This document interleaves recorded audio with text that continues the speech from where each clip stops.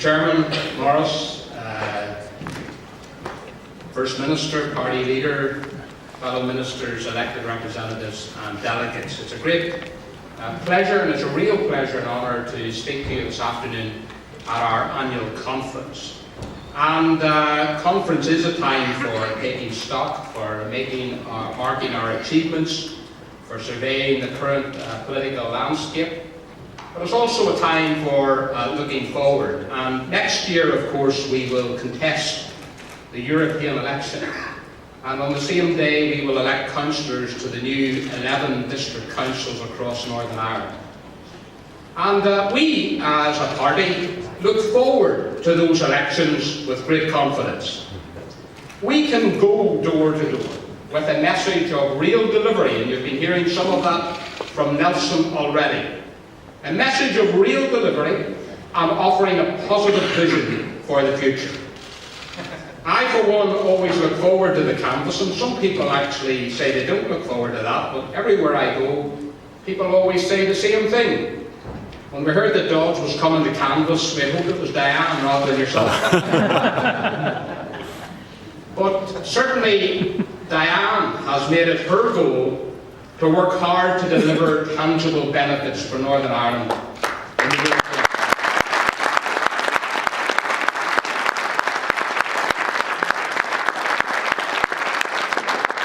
Not just in Europe, but also here at home.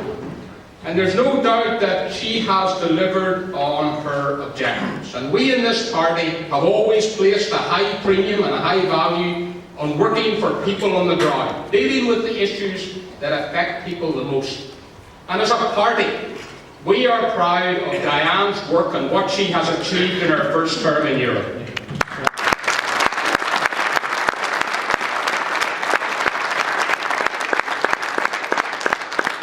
This is what the DUP was built on. Hard work. Working hard to connect people and communities with the help they require. But not just in Europe. At Westminster, we are the largest party from Northern Ireland and the fourth largest in the House of Commons. And unlike Sinn Féin, of course, we take our seats, we use our influence on behalf of the people of Northern Ireland. And now more than ever, of course, the votes and the views of the DUP in Westminster really matter. And we work with both the government and the opposition to ensure that Northern Ireland is very much uppermost in their minds. And rest assured, Mr. Chairman, we need no lessons on being free and unfettered voices in Parliament. In the remaining years of this Parliament, the DUP will continue to act in a way that secures the best deal for Ulster and the people that we represent. Working hard for the people of Northern Ireland has been one of the core founding principles of this party since 1971. Now, of course, circumstances have changed immensely over those years. And we too have had to change and adapt our way of working, not least because of our growth in size. But one thing that has not changed and will not change is our belief in our core founding principles. When this party was established, we had three broad, overarching principles and values. We pledged to secure, uphold and maintain Northern Ireland as an integral part of the United Kingdom, first and foremost. Secondly, we pledge to impose and maintain the rule of law in all areas of Northern Ireland so that all citizens are not only equal under the law, but equally subject to the law. And finally, we sought to devise and promote policies that are for the betterment of equality of opportunity for all of the people of Northern Ireland. These have been our guiding principles for over 40 years now. And it's upon these pledges that our success has been built, and we will be unwavering in pursuing these objectives into the future. Conference, there can be little doubt that on the first pledge, Northern Ireland's constitutional position has never been more certain and secure than it is today. Republicanism has failed in its objectives. Nationalism is struggling even to keep the notion of a united Ireland on the political agenda. The IRA, and let's celebrate it, has been defeated. Yeah.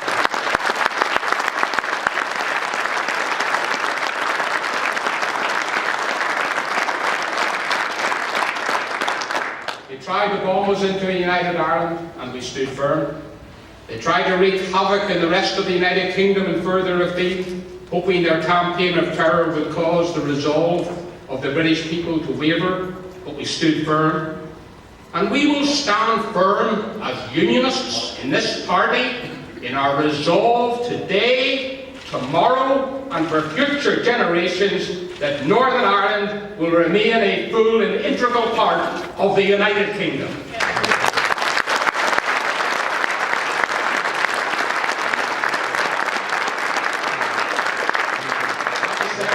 I always enjoy listening when the full name of our country is read out in the House of Commons or at some international conference and a treaty is being signed. The United Kingdom of Great Britain and Northern Ireland.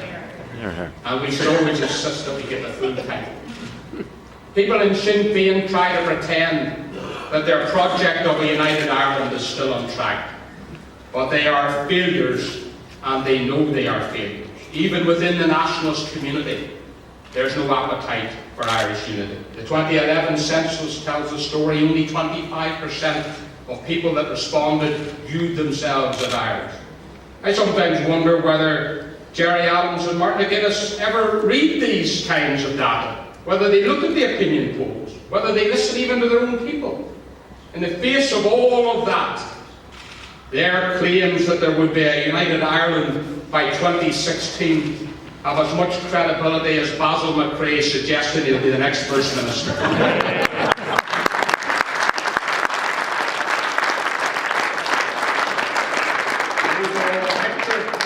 Is one where a clear majority of people are content with the constitutional status of Northern Ireland as presently constituted.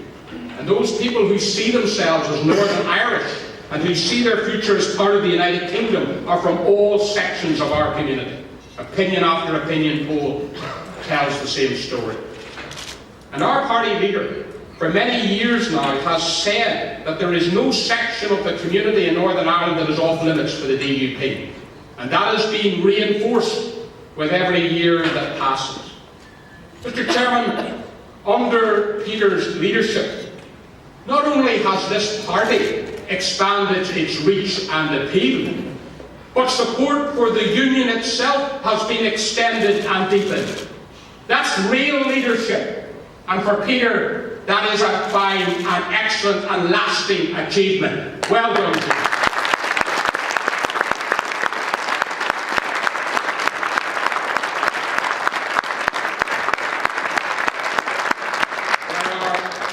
Plenty of people who talk about leadership, but Peter Robinson lives and demonstrates leadership every day as First Minister.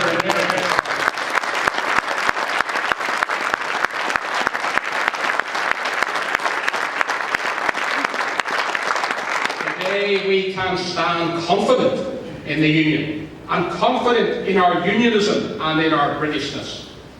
That confidence is, of course, complemented and goes alongside our knowledge that whilst the Republican goal of a united Ireland is further away than it's ever been, the political battle against republicanism must still be fought. They haven't gone away. In an attempt to distract their own followers from the scale of their failures, Sinn Féin leaders have embarked on a clear strategy to whip up problems on our streets over cultural and other issues.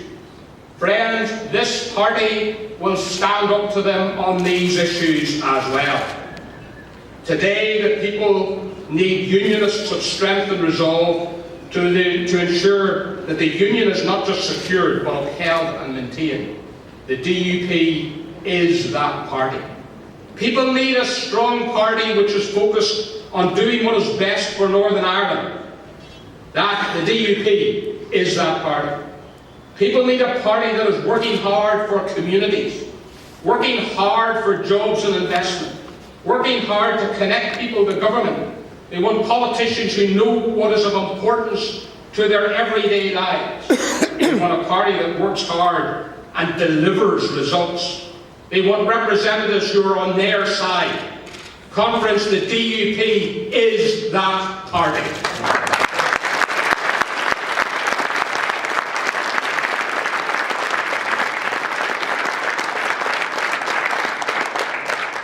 We're a party that's on the side of the victims.